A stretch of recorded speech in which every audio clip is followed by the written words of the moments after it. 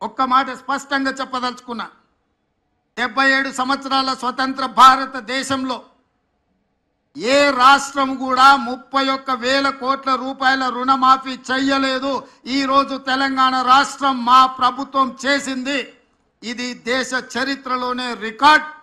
ఈ రికార్డ్ రైతుల కోసమే చేసినాము, రైతులను ఆదుకోవాలన్న ఆలోచనతో చేసినాము. ఇవాళ మేము రుణమాఫీ చేసినామంటే ఎన్నికలు లేవు, మేము ఓట్లు అడగడం లేదు. ఎన్నికలు ఉన్నప్పుడు ఓట్లు అడిగినప్పుడు రాజకీయ పార్టీలు ఇట్లాంటి నిర్ణయాలు చేస్తాయి తప్ప రాజకీయ ప్రయోజనం లేకుండా రైతు ప్రయోజనం కోసం ఎప్పుడు జరగలే. కానీ మేము రైతు ప్రయోజనానికి ప్రాధాన్యత ఇవ్వాలన్న ఆలోచనతో ఏ ఓట్లు లేనప్పుడు, ఏ సీట్లకు ఎన్నికలు జరగనప్పుడు ఈరోజు ఈ కార్యక్రమాన్ని తీసుకోవడం ద్వారా రైతులకు అండగా నిలబడతామన్న విశ్వాసాన్ని మేము కల్పించదలుచుకున్నాం.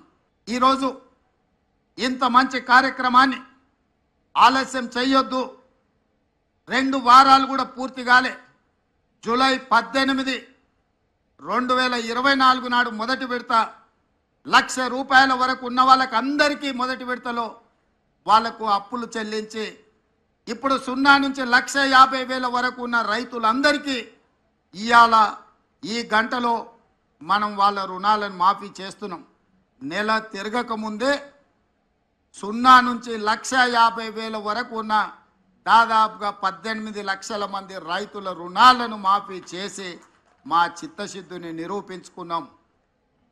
ఇక 0 నుంచి 2 లక్షల వరకు ఉన్న రైతు రుణమాఫీని ఆగస్టు నెలలో చేసి ఆగస్టు నెల రైతులకు దేశానికి ఎట్లయితే స్వతంత్రం వచ్చిందో, పరాయి పీడనలో విముక్తి కలిగిందో, బ్యాంకుల నుంచి అప్పు రుణ విముక్తులను చేసి స్వేచ్ఛ జీవులను రైతులను చెయ్యాలనేదే మా ఆలోచన. జూలై నెల, ఆగస్టు నెల చరిత్రలో లిఖించదగిన నెలలు.